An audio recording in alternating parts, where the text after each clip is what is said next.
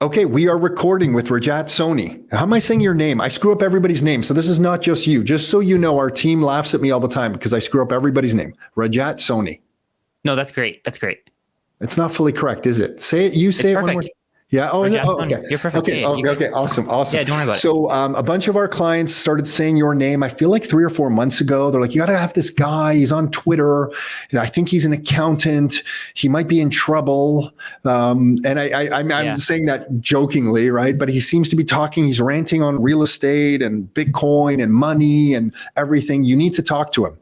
And then all of a sudden you said something like, hey, I want to start going on some podcasts. And now our paths have crossed. So I feel honored and grateful to have you on here, Rajat. So thank you for this. And I want to just dive in. For those people who don't know you, who are like new to you, what do you tell people? What is your, what's your background? How did you get to be sitting where you're sitting today? Can you give everyone just a little bit of your background? Yeah, for sure. So I started off working in finance for about almost 10 years. I was working at, you probably know them, TD Bank. I was working at TD. Sure. I was working at Questrade, CIBC. I worked at the finance firms. I didn't make it too high up in the corporate ladder or anything. I was working as an analyst, but I think I understood enough about. You were in the belly of the beast. You were in the belly of the beast. Yeah, exactly. That's exactly it. I was working at TD Asset Management as a fixed income analyst. I was surrounded by yield constantly. I even worked as a realtor at one point. I'm not sure if you know about Someone mentioned that to me today. Yeah. Yeah. So if you're Canadian, listen, if you're in Canada, everybody touches the realtor hat at some point. Okay. That's just how it works, That's it. That's exactly it. So I think what your clients were talking about when they were referring to me getting in trouble was the CFA Institute actually investigated me for posting about Bitcoin because I was being seemingly too bullish. So I think that's what they were referring to. But I worked in finance for a few years. Yeah, they said it like jokingly. I think they knew you really weren't in trouble, but like somebody was bothering you. Oh, no, I really was. Yeah. Okay, so let's get to that. So walk me through to like, how do you get to this point? Like you were in finance and then like, can you just pull on that thread a little bit more? How do you get into this like Bitcoin world? How does this evolve? Absolutely. So I did the CFA in 2019. I went from 2017 till 2019. And then the pandemic, the lockdowns happened. And with those, I just had a ton of time to just do whatever I wanted at home. I started going on walks, just like yourself. I actually listened to the Bitcoin Standard, the audiobook. I don't know if it was in 2020 or 2021. I don't remember. But after reading that book, it changed my view of how things should work and what I should be talking about. Because I used to post a lot on social media about stocks and real estate. I switched over to Bitcoin only in 2023 because just going down the rabbit hole is so difficult. I think just reading the Bitcoin Standard isn't enough. You need to keep going. I think the good thing about the Bitcoin Standard is it makes you question things even more. It gives you that basic understanding, but then when you're really paying attention to what he's saying, it makes you think, hey, this is too good to be true. There's no way that this is how this thing works. So I started doing a deeper dive. I think it took me almost 2 years because obviously I was stuck in the finance field. So I was always surrounded by yield. I was always surrounded by dividends. I was always surrounded by all that. And I suddenly realized that, maybe this thing is not a joke. Maybe this thing is something that's going to change the entire world just because it's sound money. It fixes pretty much a lot of the financial problems that we have. Having sound money, having a form of money that actually works, changes pretty much every single aspect of our lives. And I think it goes much deeper than just being able to save for the long term. I think it goes much, much deeper than that. And I know you're in the real estate business. I actually think Bitcoin fixes real estate. It makes it so that we don't have to take on these massive amounts of debt anymore because people don't need to buy real estate to save. When they stop needing to buy real estate to save, houses become more available to people. People can have the stability that comes with owning a house, and they can build families, and they can be much happier, in my opinion. They don't have to take on these massive amounts of debt. They don't have to. We'll get better product. We'll also get better product in the real estate market because right now people can build almost anything because the developers know there's an insatiable demand. So just throw up anything you want with no real thought or craft, condos or houses or otherwise. So I think, it fixes the affordability of it and it fixes the actual quality of the product. Yeah, and I think one of the problems is so what I've seen more recently is real estate developers are actually advertising to investors. They're not even advertising to the end user. They're advertising to the investor because that's where the most money is coming from. They know that investors are going to borrow a ton of money, and all they need to do is they need to make sure that the real estate, the income that they get is great, and they're going to do it. And there's a lot of new real estate investors who just they don't understand the space. I know you've been in it for a while. You know, like cap rates, you know how to do the math and all that. But there are new real estate investors who simply look at the price and they think, oh yeah, this is a great deal. I'm going to get it. This is going to go up. It's a speculative flip. Yeah. Yeah, that's exactly it. And it bothers me that a lot of people. Oh no, go ahead. What were you saying? No, I'm just kind of nodding in agreement to what you're saying, because like if I'm just thinking it to the developer advertising to the investor, it's like that's just another symptom of the destruction of the middle class. Is like there are some new investors, but there's a whole bunch of other people who have assets. Because they have some of those assets that are inflated up in value, they can tap in, grab some of that new value and buy another piece of real estate. And what you're doing in that process is you're rewarding this, asset owner class, killing the middle class, and you're left with like a lower class and an upper class. And Canada, just such a great country. To see that happening here at an accelerated rate is just unfortunate. So it's just yet another symptom of a broken, manipulated money system. But anyway, this is me talking to you. So you keep going. No, honestly, it goes so deep. Exactly what you're saying. It's a symptom of a manipulated money system. It's a symptom of a system that's completely corrupted. And I mean, in a way, I think governments have kind of colluded with real estate investors, have colluded with banks to make sure that real estate is scarce. It remains scarce with zoning laws. The way that I see it, maybe I'm wrong. You think it goes that far where they're colluding?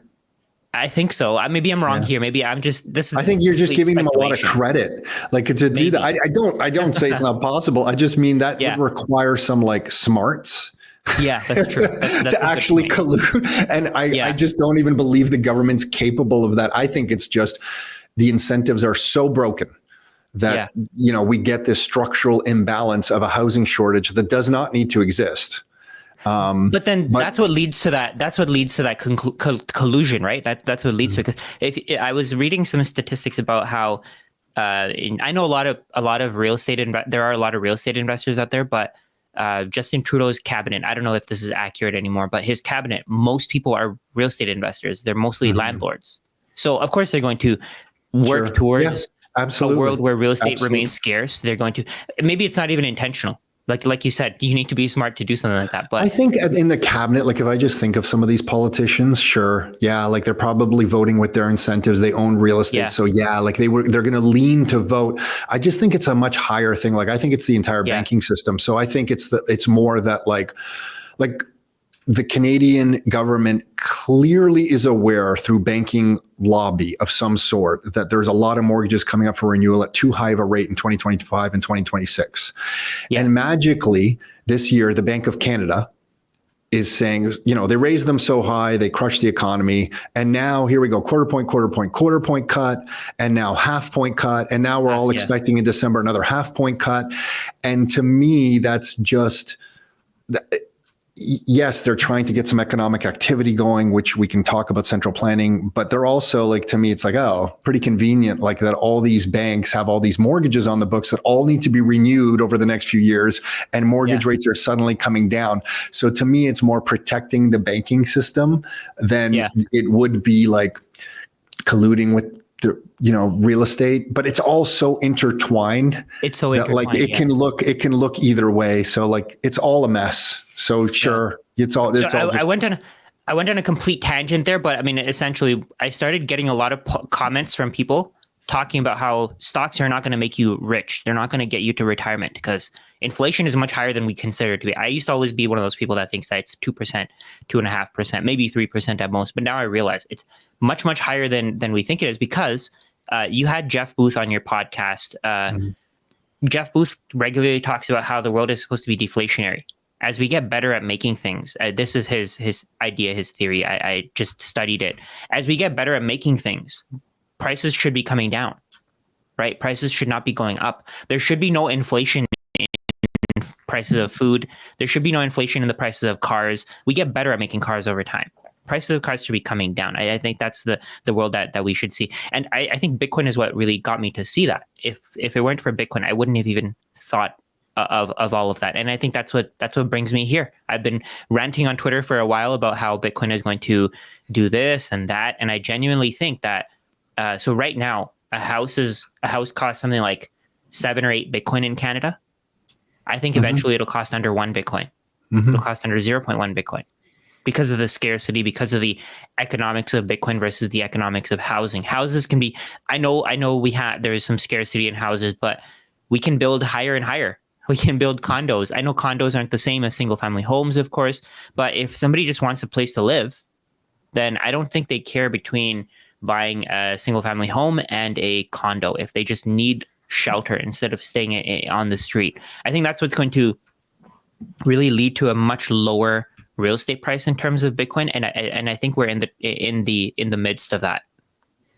Yeah, I can see under less than 1 Bitcoin. Then you said 0.1 Bitcoin, and my mind just went to like, wow. Can you imagine? Yeah. Like to just have that thought. You know, you know, you're also blowing me away right now. To I know Jeff now, and to hear you articulate his thoughts makes me think how far the world is coming. Because you picked up his book, you thought about his thoughts for quite some time, obviously, by the way you're articulating them right now. And it's like we are all coming to this moment in history together, which is so wild. Like you're coming to that realization as I'm coming to that realization. Jeff came to it in his book, and a bunch of other people listening to this are probably nodding right now who get it and say, yes, this is the way it should be. And it's such a unique point in history where, you know, when you were doing finance, some people already understood dividends and stocks and different yields well before you did or I did or anyone did. But with this new world that we're all entering, everyone is figuring out this together in real time. And you could see it breaking some people's minds. Like they don't want to let their ego go. They don't want to look at this thing, right? But okay, so on that note, before we proceed, I'm just curious, when you read the Bitcoin Standard, do you remember what was it about Bitcoin from that book that made you pause and think maybe there is something here that is real? Like, was it the scarcity of it, or was it the technical architecture of it? Like, was there one thing, or was it just a bunch of stuff? I'm just curious. I think it was the history. So I think in Safety Eden's book, the first 7 or 8 chapters have nothing to do with Bitcoin. And I think that's what really got me, because before if he hadn't talked about that, I wouldn't have understood. If he just went straight into Bitcoin, oh, Bitcoin's this and that, I would have been like, well, what's the context here? What does this even mean? Because most people have no idea what money is, right? And he did such a great job in that book just explaining what money is and then showing us that Bitcoin is a better solution for money than anything we've ever had in the past. So I think that's what really got me to start thinking about it, start learning about it. I don't think the book on its own would have done the trick. The book is great. I'm not saying that the book isn't great, but it's just that there's so much information out there. There's so many podcasts. I think podcasts are what really pushed me to learning more, to studying more, to go deeper, to figure out all the nuances. Because when you listen to podcasts, you get perspectives from people who you have no clue what their background is, right? Like, let's say for you, for example, you said that you've been doing real estate for 30 years. So you have experience in certain things that I haven't even thought of. You've probably forgotten more about real estate than I know about, right? So when we have a conversation, I can get you to talk about things that I would not even have thought of before, right? And that's just how I see it. So with podcasts, I think I was probably listening to like 7 or 8 long podcasts a day, and I was just going crazy because it's just the information never ends, and there's always new things that you can learn. I was doing while I was doing real estate, I was doing Uber Eats because I just wanted something else to do. I wanted to drive around. I genuinely like driving around. So at a point, it was also a way to get more Bitcoin. But at a point, I was just listening to Bitcoin podcasts, and I was kind of annoyed when I'd get an order because I'd have to pause my podcast to get the order. So I was getting a little annoyed, but eventually I left Uber. I studied a little bit more on my own. And I think the money, just understanding what money is what really got me thinking and got me to drop everything else, drop stocks, drop real estate, to realize that all of these things are a result of a broken money system. Real estate investing isn't always easy, but it can be relatively simple. And that's where the Rockstar Inner Circle comes in. Look, there's a lot of real estate investing information out there these days. That's why it's so important to pick your sources wisely. And even though investing isn't always going to be the easiest process, it does not have to be super complicated. That's where tried, tested, and proven strategies like the ones that Rockstar members use come into play. Everything shared in the Inner Circle is built from firsthand, on the streets experience in the current market. It's all up to date, things that people are actually implementing today. In fact, the ongoing courses are delivered live, so they're always up to date with the absolute latest real life experiences. As a Rockstar member, get ongoing access to over 20 different systems and programs covering things like which properties investors like and why, our private rental system, what opportunities the investors are scooping up in student housing currently, the legal side of investing, why or how to use corporations as an investor, a mortgage class with the absolute latest options and programs to build your portfolio as an investor because they're different than a regular home buyer. And there's a whole ton more in all those different classes. Of course, to implement all these strategies, members get access to unlimited private one-on-one coaching with an actual human experienced investor, not an AI chatbot, not ChatGPT or anything like that. It goes beyond training classes in real estate. It's a community for people looking to take control of their own finances, to give themselves options and allow them to live life on their terms. With ongoing live and virtual opportunities to connect, it's built for investors by investors. You can see everything members get at rockstarinnercircle.com/member. It's rockstarinnercircle.com/member. Now back to the show. And I think his book really made me question everything. So once I got past that, it was over for everything else. Yeah, I tell everyone the first 72, I know this by heart. He has a second edition of the book, so it might be changing, but the first 72 pages of that book, which is chapters 1-4, don't talk about Bitcoin at all, and we'll give you a better education on the economy and economics than anything ever could in 72 pages. I refer that book out. I'm like, just stop reading at page 72. You don't even have to read any more. Because I think what we've all forgotten is what money is. So when people come to me about yield, I'm like, listen, you get a yield when you take risk. Like if I was to sum up capitalism really quickly, it would be like you save up capital, you form up capital, you provide value somewhere. In return, you get capital, you save up that capital. And then when you have enough capital that you want to do something with, you take a risk with it and you deploy that capital. If you were a good entrepreneur and you risked appropriately, you will get rewarded for your risk and you're going to get some kind of yield. That has been so lost, whereas people just think that should be with everything. But money, in and of itself, money shouldn't need a yield. Yeah. Money should just store our purchasing power. It should just hold the value of our time and labor.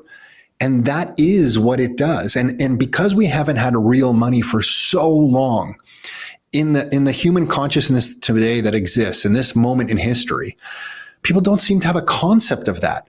So when they come at you, and I'm sure you get this all the time, like, well, what's the yield? What's the yield of Bitcoin? You're like, well, you don't understand what money, like that just tells me when someone comes at me like that, I just quickly realize, I'm like, oh my gosh, they like don't understand what money is. And I have a little bit of sympathy because I'm like, sure, like they weren't taught that in school. You have to learn it yourself.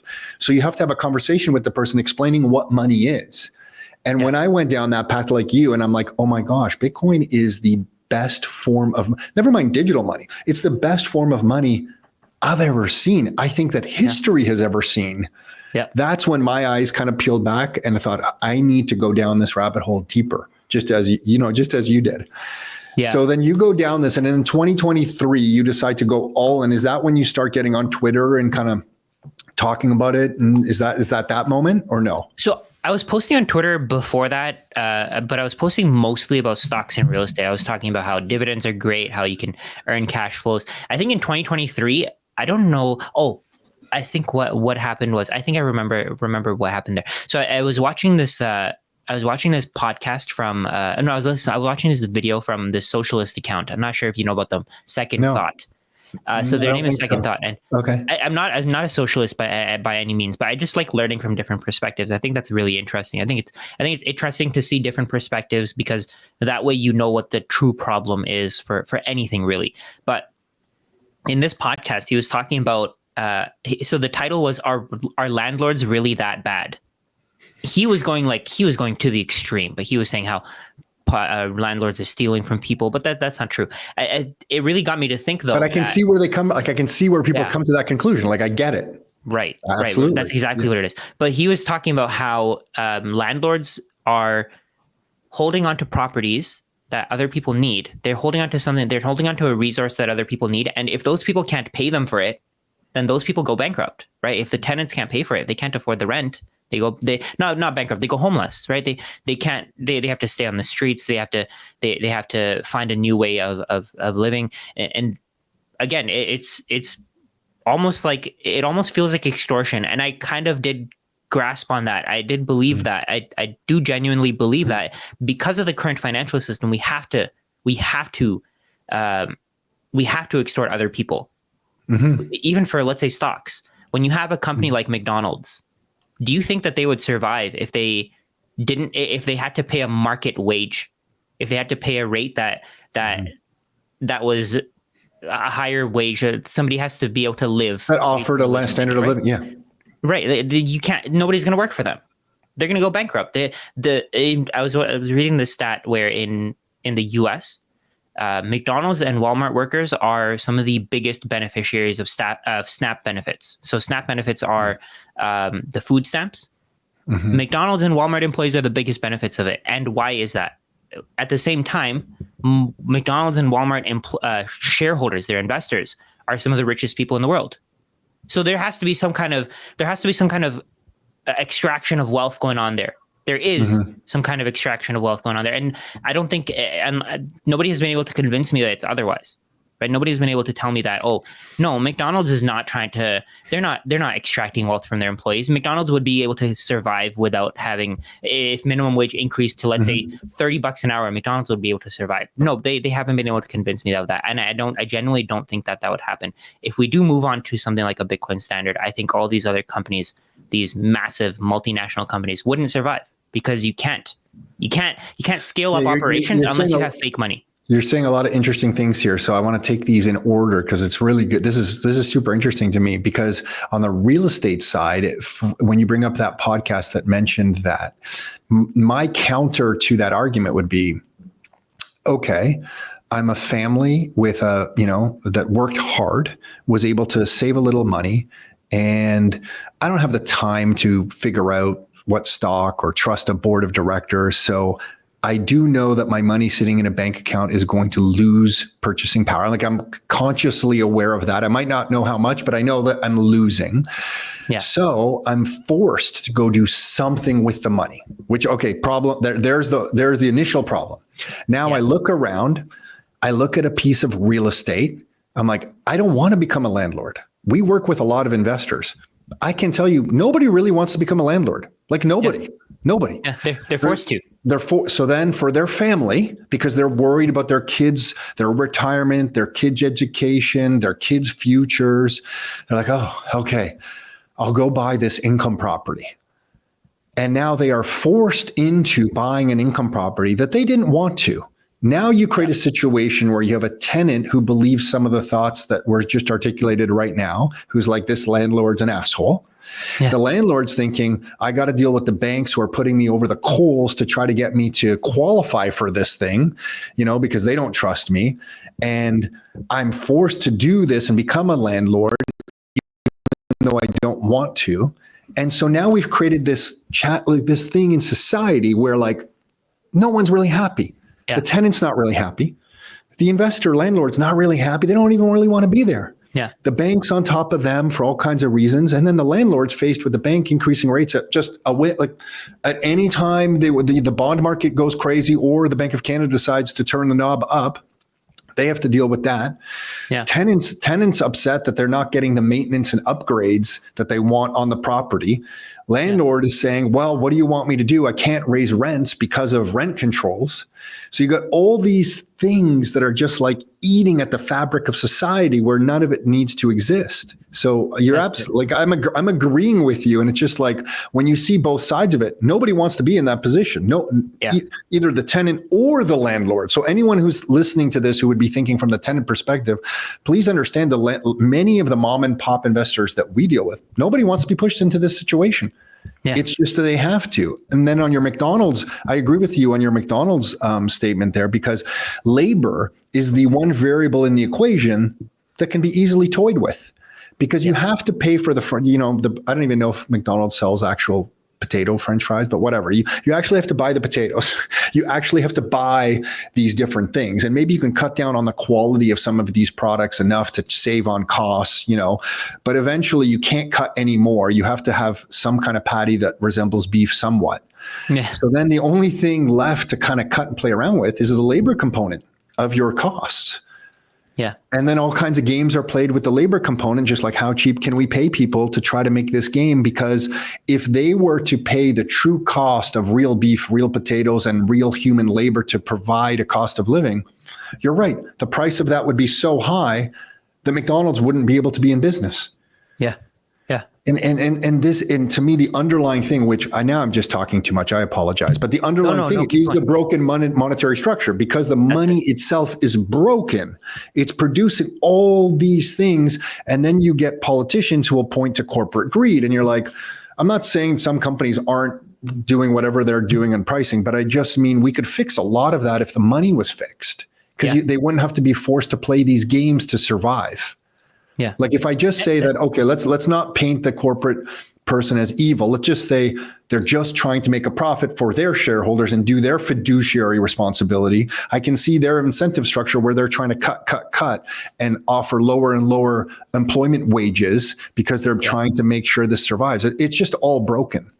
And it's not even that they're giving lower wages. They are giving real lower wages, but the person at the bottom, they probably don't even realize how much the value of their wage has decreased. I think that's part of it, right? Most people don't understand anything about money. They haven't put in the time to study it. We learn nothing about money in school. I learned nothing about money in school, right? And it just compounds and compounds, and it gets worse and worse. And I'm by no means saying that landlords are bad people. They're just doing what they need to survive, right?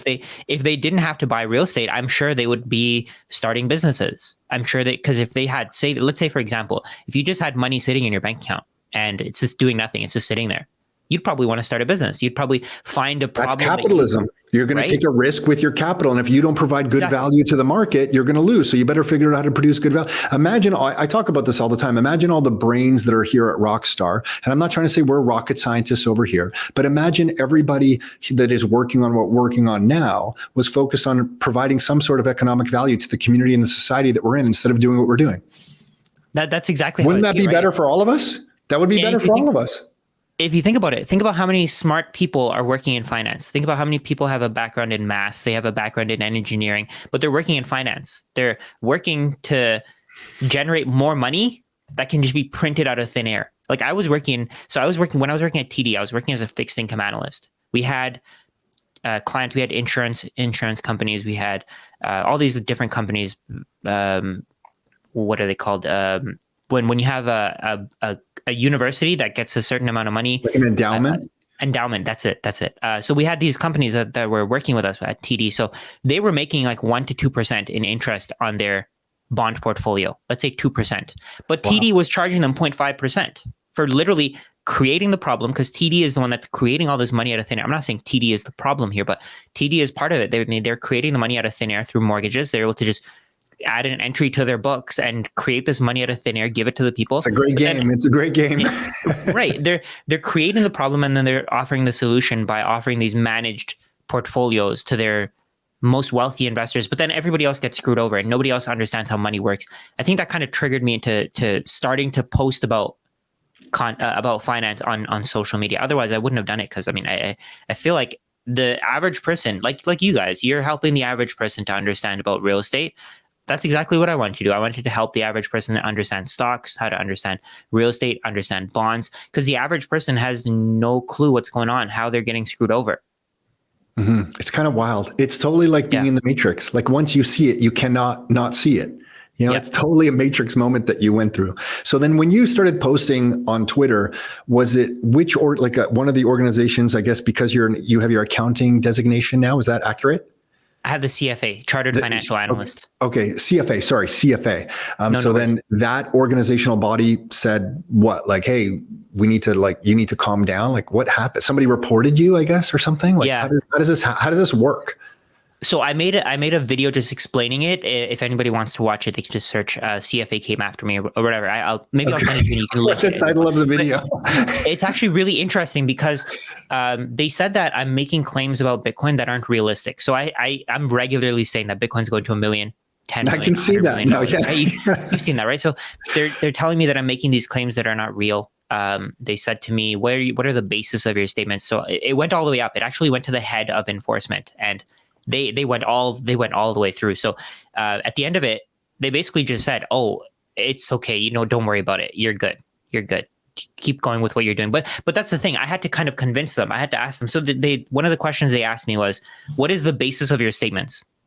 And I asked them, "Would you ask somebody who's talking about the S&P 500 this exact question? Would you ask them what is the basis of their statement?" If they're saying that the S&P 500 is going to rise by 10% every single year, they don't get asked that question. So why am I getting asked this question when I'm thinking that Bitcoin is going to go to $1 million? And it's very obvious once you've done the research that Bitcoin is going to $1 million, $10 million, $100 million. Because the only real factor here is the fact that dollars can be printed out of thin air, and we've seen it happen today in Canadian dollars. In Canadian dollars, Bitcoin hit 100,000 Canadian dollars, and back when the US dollars were at 72,000 last time in March, in Canadian dollars, Bitcoin was at like 96,000, 95,000. So what that means is that even though the US dollar is being devalued, the Canadian dollar is being devalued even more. So for Canadians, this is even more important. Just to understand the basics. If they don't understand the basics, I mean, they're getting even more screwed than Americans. Yeah. I mean, I'm just laughing at the whole thing. It's funny. We have a $100,000 hat that somebody gave me, BTC 100,000. And today, because it hit 100,000 today, Canadian dollars, a couple of guys in the office have it on. They're kind of running around with it, just laughing. We're a bit of a ridiculous office. Okay. Like we're having fun. It's a serious stuff, but I won't touch it until US. I'm like, no, I'm not touching that hat until it's US dollars. So I'm holding that's on. Coming. Yeah. And that's coming. No matter what people say, it's coming. It's going to be here. And if you're not ready by then, it's going to be even harder for people to accumulate these Bitcoin. I actually wanted to go back to, we were saying how houses are going to go to 0.1 Bitcoin. Mm-hmm. Yeah. I think when you look at it from that perspective, it sounds weird. But when you look at it in terms of Satoshis, a house is going to be 10 million Satoshis, right? Mm-hmm. It's like if a Satoshi hits $1 Canadian, eventually it will, because that's just how the system works.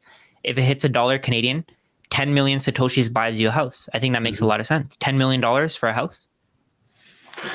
Okay, so then let me put, when you say it like that, it definitely sounds, I guess I just had never thought, like I just assumed Bitcoin in dollar terms is going higher. I just never associated it with where is it exactly going to end up and how much of it would you need to buy like a reasonable property? And when you say it like that, one Bitcoin, like my mind had gotten to there and I casually thought about it multiple times. But when you go to like a fraction of a Bitcoin, a tenth, then it gets kind of rather interesting. Okay, I'm going to put this, I didn't prep you for this, so I think you can handle it though. Oh, I love this graphic. I had this up with Larry Lepard on the podcast we released today. And he's writing a book right now. He has this in his book.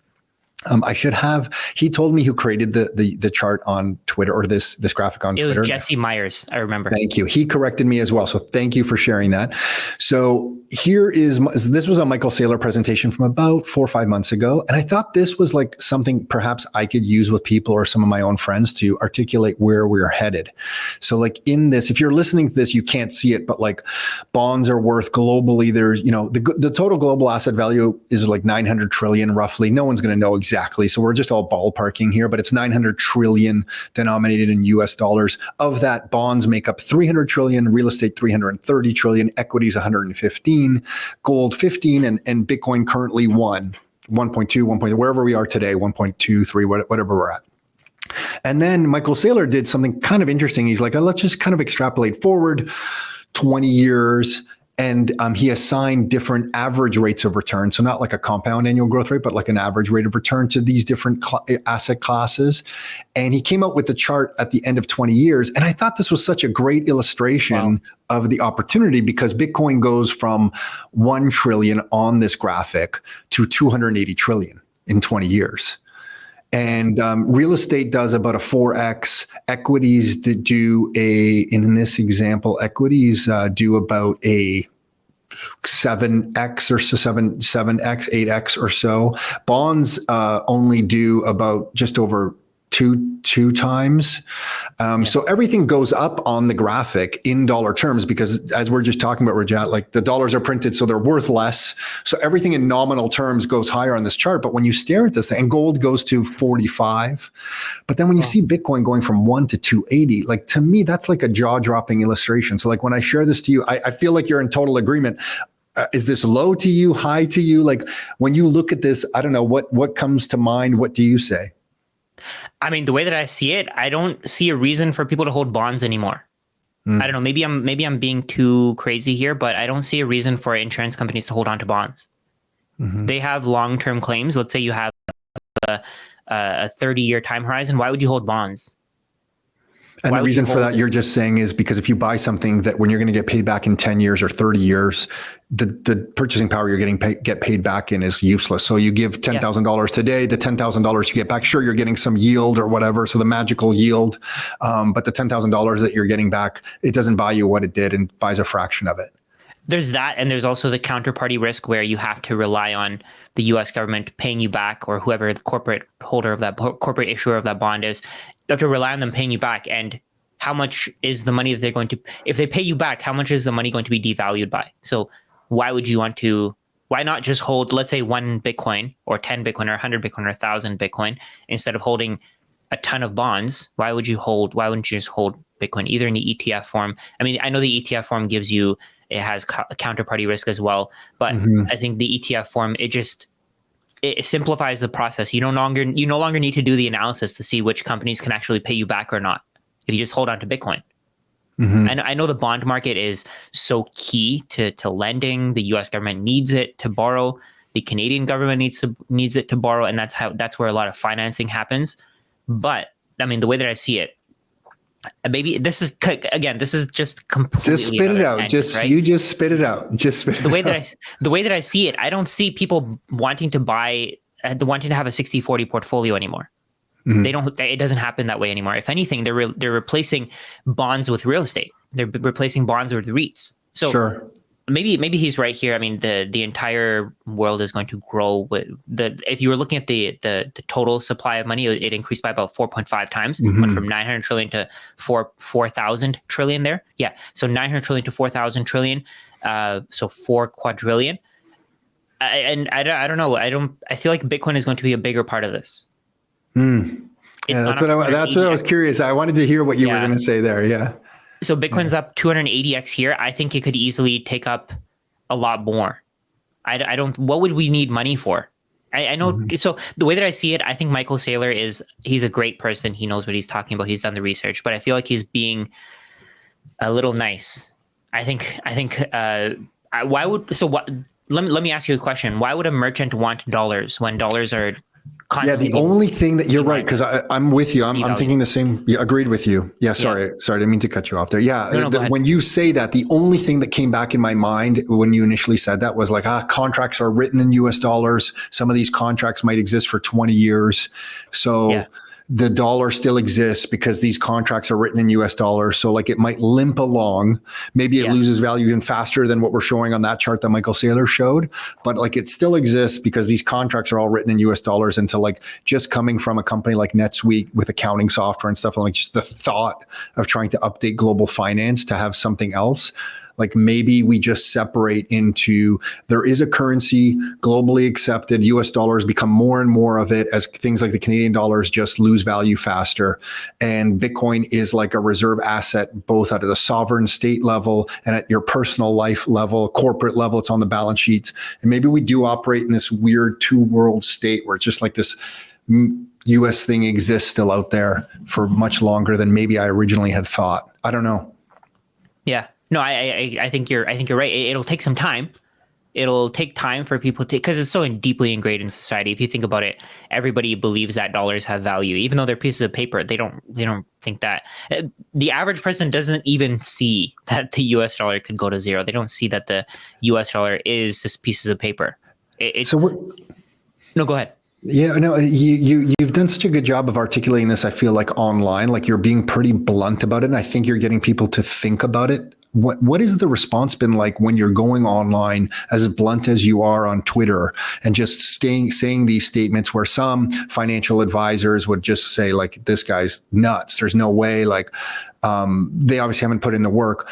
What has the response been like? Like just from people engaging with you or other professionals? Like what have you had to deal with? Has it been all positive? I assume it's a mix. What have you gone through? Yeah. Oh, actually, ever since I started posting about Bitcoin, I think I lost about 20, 30,000 followers. So no way. I mean, that's part of it. But I mean, it's people don't, they're stuck with a certain way of thinking, and that's just the way that they want to think. They saw me as the guy who was posting about real estate, about stocks, and that's all they wanted in their feed. So sorry, I don't know your history. So you built up a pretty good following talking about stocks, and okay, got it. I was already at about 60,000 followers by the time I started posting about Bitcoin. So it was already up there. On Instagram, I was at 120,000, 115,000 followers. Oh, I didn't even know you. I don't go on Instagram, so I didn't know you were on Instagram. Oh, God. Oh, my gosh. Holy smokes. But that's the thing. Wow. It dropped like crazy because I started posting about Bitcoin. People were offended. And a lot of the people who were leaving negative comments were financial advisors, right? Because, and if you think about it, it makes a lot of sense because if even realtors were a lot of, there were a lot of, I was just going to say, and the realtors were in there too. Yeah, absolutely. And the reason for that is because they know that they can make money by selling a certain solution, and Bitcoin doesn't let them make money anymore. If they want to give that solution, like let's say for example, if I were your real estate agent and I were to tell you, hey, you should buy Bitcoin, don't buy real estate anymore. What's going to happen? I'm going to lose my paycheck. If I'm a financial advisor and I'm telling you, hey, you can take Bitcoin in self-custody, you don't even need the ETFs, you don't need to go through these finance firms, you don't even need me anymore. I lose my paycheck, right? And that's the perspective that most people have. I get it. Financial advisors. I get it too, but to not live in integrity with yourself, it's just too painful. Like that's the thing. You have to, and it's a big world. I mean, we're a brokerage out here telling everybody you got to look into Bitcoin. You have to get some Bitcoin. Like, I just think there's a big world. The transition's not like overnight. When I hear you say that, when people are in the comments, either a financial planner or a realtor, what's kind of upsetting is that like I could see them maybe living paycheck to paycheck. They see you out there telling everybody to do Bitcoin, to buy Bitcoin and not do anything else. They get threatened by it, so they don't want to follow you anymore. And it's just another symptom of a world where this person, whatever age they are, 30, 35, 40, haven't been able to set aside any savings because of the money system the way it is, with inflation just ripping at them. And their response to you is, instead of taking some time to think about it and critically analyze, or even debate you back and forth with some arguments that it would be, let's say, valid in their mind, and go through that process. It's just like, oh my gosh, I need to survive. Block this guy. He's not worth it anymore. You know what I mean? Like the whole world is kind of broken on so many levels because the money system's broken. Sorry, I know I keep repeating the same thing, but it all boils down to that. Yeah, it really does. I think that's the incentive, right? I mean, if I were to buy a house, for example, I'm not a realtor anymore, but if I were to buy a house, I'd probably go through you because I know that you have integrity. You're not trying to push me into buying a real estate property because you understand how Bitcoin works. You're not telling me to buy a rental property when you know that Bitcoin is better. You understand how it works. You're giving people the knowledge that they need to understand how Bitcoin works and then to make their own decisions. But I think that's the thing that a lot of realtors, financial professionals have moved away from. Instead of giving guidance, they've turned into people who tell people what to do. And that's a problem to me. And I think that's a symptom, because inflation is ripping harder and faster and compounding. So then the response from the economic community is to pitch what you have harder and faster and stronger, because you need to make a buck to keep up with the inflation that's going. You know what I mean? So it's just this thing that, like, I don't understand how we break out of this. And that's why I respect someone like Jeff Booth so much. You see what he's up to, and now he's not even on Twitter. He's on Nostr exclusively. Yeah. And just to see how he has internalized this whole new thing, and he's living in himself on a Bitcoin standard, like currently, just the way he's living, is kind of cool to see, kind of setting the precedent for more of us. You know, so you can see there's some early adopters who are choosing to look at the system and say, see ya. Yeah, I think these people are gonna be known for a very, very long time. Like Saifedean is gonna be known for a very long time for what he did. I think Saifedean changed the world. I think Jeff Booth changed the world with his book. I think those two books are huge. They're so well written. Even the book behind me, I'm not sure if you guys know about it, The Internet of Money. It's by Andreas Antonopoulos. It was one of the first books when I went down the rabbit hole during the pandemic. I think he has like 3 or 4 colored books, like yellow, purple, blue. I bought them all. Just started. I'm like, what is this thing? What is this Bitcoin thing? I have all 3. I think that one's volume 3. There's a blue one. Okay, was it 3? Okay, I just remember colors. Okay, they're all great. There's a blue one and there's a purple one. Okay. Your memory is right. But I think over time these books are going to change so much of the world. They're going to teach so many people about how this thing works, and they're going to be known forever, right? Yeah. That's and it's the people on the other side. Oh no, go ahead. No, you go. Oh, I was going to say people on the other side. They're going to be known as the on the opposite side, right? Like, do you know who Peter Schiff is?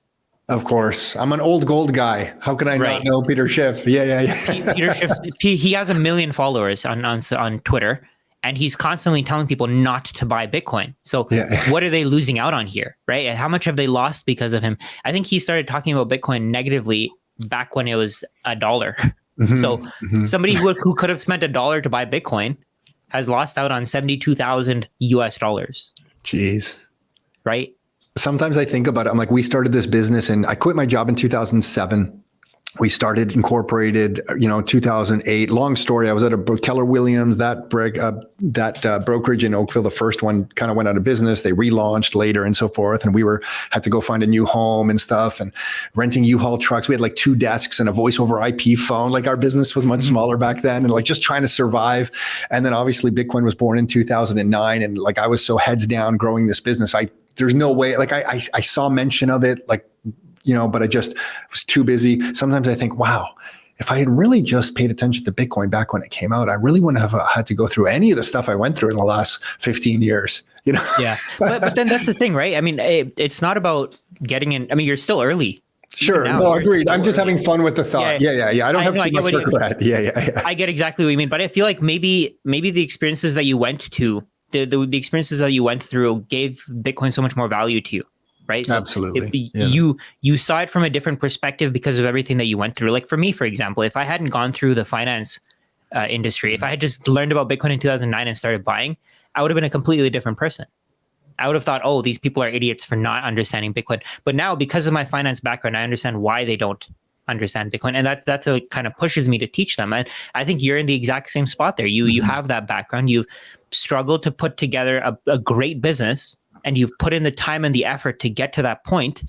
And now you're helping other people to get to the same point as you. You're helping people with building their own wealth. Now you've pivoted to Bitcoin because you realize that this is a better solution for people's problems. So it's the apex. And it's funny when you said people attacking you are attacking you or whatever, not following you online. We hold events and, we have about 1,000 people out at a time, and for our clients, and we give an economic update and stuff. And I used to have like these 3 buckets where I would always say, you want some liquid fiat dollars for emergencies and deflation. Like you need this bucket, even if it's access to a credit line or whatever, you just like, you need to live, like you need this bucket. You need this other bucket where you have some productive assets of some sort. And for us, that was small business and medium-sized business and real estate. Like that's that bucket for us where you kind of got like this cash flow component. And then you have your longer term savings that you don't need for operating your life or your business, and you save that in gold. And that was always like our 3 buckets. And then in 2020, I started replacing the gold. And I'm like, well, by the way, there's a gold thing, but then there's this like Bitcoin thing. And I put up like this picture of the Bitcoin Standard, the book. We even did a breakout session at one of these 1,000-person events right after the pandemic was over and we could hold in-person events again, where we were teaching everybody the history of money using Saifedean's book. And I was doing a book report as a PowerPoint presentation. So I just took his book and I was just teaching everybody this, and like everybody was loving it. And it was interesting. But on this last event that we just did a few weeks ago, some gentleman pulled me aside. He was there with his daughter and he said, listen, you got to stop talking about Bitcoin. I'm here for the real estate. Real estate has a proven track record. I like you because of the real estate. You're losing credibility with me because you're talking about Bitcoin. And I explained to the guy, I said, listen, I need to stay in integrity and share with you what I think is the best information to be able to help you live your life on your terms. That's ultimately what we're about. Real estate has been a vehicle to help us there. And now Bitcoin can be a real great vehicle to help us get there. So just keep an open mind and you decide for yourself if it's right for you, but don't dismiss it outright. And you could see him, he just wasn't open to it yet. And I was just trying my best to get him to open his eyes a little bit. But I'm curious, online, we talked about the negative people with the people blocked you, whatever, but there must be some positive coming your way too, where some people are thanking you for opening their eyes. What has that been like? Tons of positivity. There's a lot of people on the other side who are saying, oh, I hadn't understood about, I hadn't even thought about looking into Bitcoin before I saw your content. A lot of people talking about that, and that makes sense. But there's like I said, there's a lot of negative, there's a lot of positive, there's people on both extremes. But I'm so happy that there are a lot of people that actually took my content and they started using it to their own advantage. I think I've been posting about Bitcoin since it was around $17,000. I just had posts here and there, but then more recently, I think you picked a great time. More. You picked a great time. Yeah. And then I started posting more when it was at about 30,000 before the ETFs were approved. So, because that's when I really got it. That's when I really understood it. So. Oh, cool. Okay. Wow. So you've gone all in pretty. We had Jeff Booth actually speak. Too bad I didn't know you then. He actually came out and spoke to our real estate event. Can you imagine? Oh, he did. Jeff Booth, yeah, he spoke live. Yeah. We had Jeff Booth at a real estate event speaking there. It was amazing. For me, it was like a huge accomplishment, right? Like it was very satisfying for me to have Jeff out there, and he was kind enough, such a great guy, like always so willing to share. Like, he flew out to do that. So that's awesome. Yeah, that was really cool. I want to ask you, what about your family and friends? Like, do you have family? Were you born? Where were you born? Were you born in Canada? Were you born outside Canada? You're born in Canada. Family in Canada? Yeah. So how's your family and friends circle? How are they reacting to this? I'm curious. So first of all, they don't. Most South Asian people, they don't do the entrepreneurship route. Mm-hmm. They stick to the career, the 9 to 5. My wife is a nurse. She's doing that. I mean, even that is like they would rather have you work a safe job over doing the entrepreneur. So that part just differentiates me from the rest of the people. But other than that, I don't think they're really opening their eyes to it yet. My dad is getting into it. I got my dad to start buying some of the ETFs because he's not into the cold storage yet. I'm going to get him to get into that. But I bought a little bit from my mother-in-law. I got my brother-in-law, my sister-in-laws, both my sisters-in-laws to start buying Bitcoin. I just bought it for them. They gave me they said to me, oh, we have this money in our account. One of my sister-in-laws, she said to me, I have this money in my account and I need to put it into something. And I said, give me your phone. I'm going to buy Bitcoin for you right now. And I bought it for her. So she's up big now, right? I bought it for her back when Bitcoin was at like 54K Canadian. Now she's up double and she's so happy. So. Yeah, cool. Okay, and then so how have you educated yourself on the technical aspects, and what technical aspects of Bitcoin should people pay attention to? I recently saw you talking about UTXOs.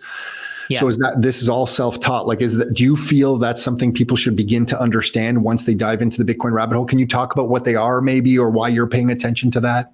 Yeah, absolutely. So what UTXOs are is basically, actually, let me share my screen. I'm going to share my screen. I'm going to show you something here. I think this is the easiest way to show it. Mempool. So there's a site called mempool.space.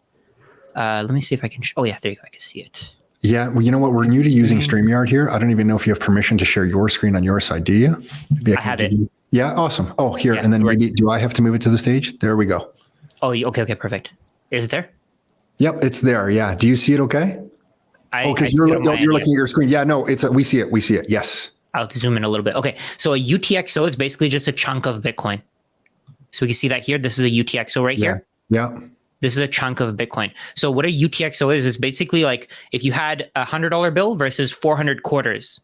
So a UTXO, and each UTXO is an individual chunk of Bitcoin. And how the Bitcoin network works is basically it moves these chunks of Bitcoin from address to address, and each chunk of Bitcoin takes up a certain amount of space. So in this case, we have, if we go to this address here, we can see here, there was a UTXO for 176,000 Satoshis, which is 0.00176068 Bitcoin. But what you can do is with Bitcoin, each coin doesn't move on its own. It's not like if you have a $100 bill, you can spend. If you have a $100 bill, you can spend the $100 bill, right? This is separate from anything else. If you want to move this $100 bill, then it doesn't. You don't have to pay a higher fee if you had to, instead of a $100 bill, if you had to pay with $10 bills. But in the terms of Bitcoin, you have these chunks of Bitcoin that if you want to move them, each one costs you a certain amount of money. So let's say in this case, we have this one chunk of Bitcoin that cost $14 to move. There's a fee rate here. I actually put up a video just explaining this in depth. Oh, cool. Some other guy. Awesome. So this is on your YouTube channel. It's on YouTube. It's on YouTube and it's on Twitter. But essentially, what it is all you're doing when you manage your UTXOs. We can see that here. So this person has a bunch of UTXOs. All of these is one UTXO. You can see that here. So all these tiny bits of Bitcoin, 0.019, 0.015, 0.046. All of these are UTXOs. So to move each of these chunks of Bitcoin, it costs you a certain amount of money. And if you have more of these chunks of Bitcoin, then it costs you more money to move your Bitcoin. So let's say in the case of this transaction, it cost them $57.53. Yeah, wow. With 35 that was their cost. But in the case of this one only has one UTXO. We can see here, this one has like 20 UTXOs. If I zoom out, you can see how many UTXOs there are here. A UTXO is an unspent transaction output. I think I should have started with that. But each one of these is a UTXO. It costs them $57 to move all of these UTXOs into this address. In this case, it only cost them $3.63 because they only had one UTXO. So with Bitcoin, it's not about how much Bitcoin you move. It's about how much space you take up in the network. So if we go all the way up here, we can see here that each one of these is a block of transactions. I may be going a little bit too technical here, but each one of these is a block. No, it's good. Even if someone can't follow along, it's good for everyone to hear these concepts because they can explore them later. So keep going. Yeah, it's great. Perfect. It's great. So each one of these blocks can only take up a maximum of 4 megabytes. So it can be a maximum of 4 megabytes. And each UTXO, so this is a UTXO, each UTXO takes up a certain amount of space. So if we go back to mempool.space, we can see here, the transaction fees are based on how much data you're sending. So we see here 4 sats per VByte. A VByte is a virtual byte. So let's say if we go back to this block here, we can see here that if we go to this transaction, we can see how many, if we go back to this transaction, we can see how many VBytes it is. Or no, sorry, I clicked the wrong one there. Clicked the wrong one. If we go to this one, we can see how many VBytes this transaction is. We can see here 191 bytes. 191 VBytes. So this transaction took up a much smaller amount of space versus something that I'll find that other one that had the, oh, there you go. So if we go to this one, we're going to see that it's much bigger. So we see here 4.2 kilobytes. So this is, 20 times more? 20 times more than the other one? Paying for your usage of the space in each block that's created. That's exactly what it is. So what this person did was very likely they just combined these UTXOs into one address. Or maybe they sent the Bitcoin to someone and they just combined all the UTXOs and they made them one big UTXO. So they went from multiple small chunks of Bitcoin to one big chunk of Bitcoin. So if somebody was buying if somebody was dollar cost averaging every month or every week $20 worth of Bitcoin, they might start accumulating bits of Bitcoin. Even in that $20, it might not be one UTXO. Would that be appropriate to say? Like if you're acquiring $20, you might be getting chunks of Bitcoin from elsewhere that are adding up to $20 worth on that day. Would that be accurate?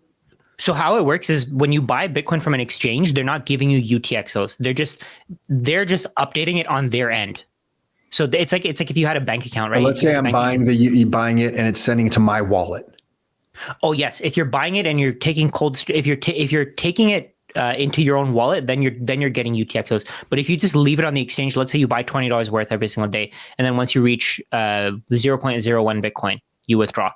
In that case, you'd only have one UTXO, which is nice. Got it. Yeah, that's exactly. But if you did that over time, you would have maybe 20 of these 0.01 pieces of Bitcoin, and then you might want to consolidate them into one new UTXO that holds all of it. So I guess the way I'm just trying to think of the simplest way would probably be just UTXOs are chunks or pieces of Bitcoin.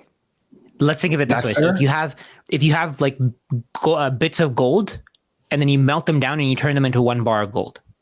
That's essentially what they're doing. Yeah, so there's a cost to melting them down and then turning them into that bar of gold. That's exactly what it is with Bitcoin. So, and for anyone listening to this, you don't have to go into this depth of technical stuff, but it is kind of fun once you do. Like, I guess maybe I'm a bit of a geek, so I like it. No, it's very fun. Yeah. Yeah. So figure out how all this stuff works. Okay. So without taking too much of your time, because I know it sounds like you could talk about that much more, which is fantastic. Do you recommend for anyone who's like, hey, what would be a good hardware wallet? Like, I've graduated now, like I've been buying some Bitcoin on an exchange, but I do want to take custody. Is there like a hardware wallet that you like or recommend, or what do you tell people to do? Do you have like a standard answer for that? Yeah, I'm honestly not. I'm not an expert with wallets. I don't understand all the nuances. There may be issues here, issues there. But I personally like the Trezor and I like the Cold Card.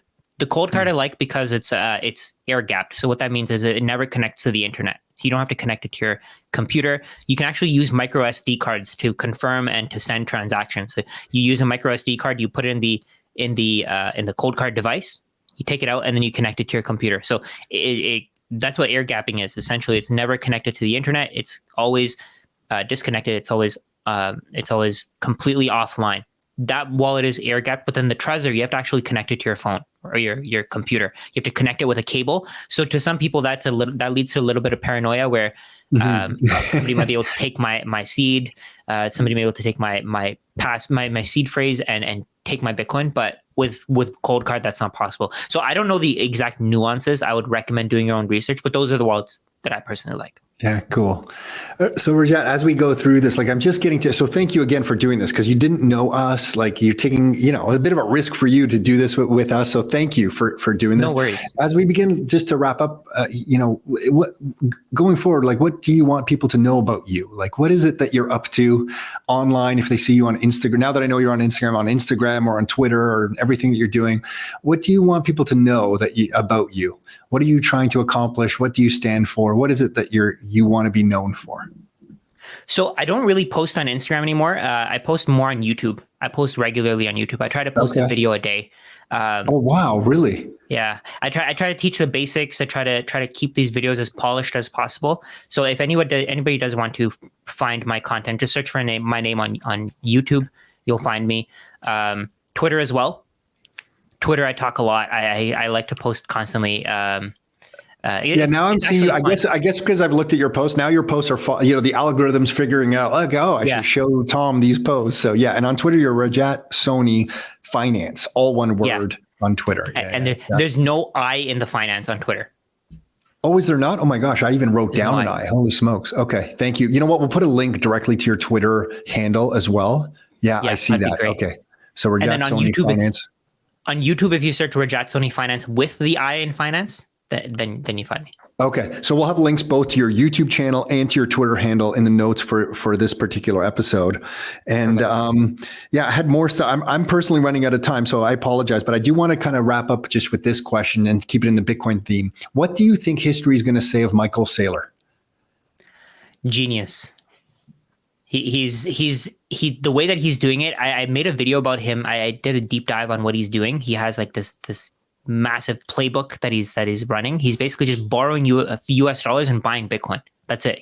That's all he's doing. He's borrowing US dollars, buying Bitcoin, and people are willing to give him US dollars because what he's doing is he's incentivizing them with convertible debt. So at a point, if MicroStrategy's stock just runs, they don't even get paid back in US dollars. They get MicroStrategy shares. So these investors are fully willing to give him US dollars so he can buy Bitcoin on their behalf. And because of that, MicroStrategy's price is going up, Bitcoin's price is going up. Everybody's benefiting except people who don't hold Bitcoin. So I think people are going to either really, really hate him for owning too much Bitcoin. That's going to be one side. But then the other side of it is going to be he's a genius because he figured it out before everybody and he actually put it into action. That's the key here. I feel like we could be staring at the future richest man in the world by far, who called his own shots every step of the way and had people dismiss him every step of the way. And the thing is, he's telling people what he's doing, but they're still not doing it. Did you watch the video of him? Do you know he wrote that book, Mobile Wave? I don't know how much you've looked into Michael Saylor. I haven't, no. Okay, so Michael Saylor, Okay, so like when I was at Oracle, we would sell business intelligence software. MicroStrategy sells business intelligence software. Like they've been around forever. Yeah. And then he wrote a book called The Mobile Wave, which was predicting that enterprise software and software in general was going to move from the desktop onto mobile devices. He wrote the book on this, but he didn't participate in it. He said the royalties he got from the book were rather meaningless overall. And that when he discovered Bitcoin, he wasn't going to write the book on it anymore. He was just going to take action and be a part of it. Yeah. So I thought this is somebody who's identified trend. Like obviously got into tech. He's the longest serving tech CEO. He got out of a public company. He got into tech, survived that whole game, called the mobile wave, now calling his own shot here. Like we're watching somebody with an incredible track record. Like I feel like it's a fantastic point in history. But anyway, Rajat, thank you so much for this. We'll put the links out there. Keep doing what you're doing. Pleasure to get to know you better. And yeah, we'll have you back soon. We'll talk some more. I appreciate you having me on here, Tom. I enjoyed this conversation a lot. Thanks, Rajat. We'll do this again.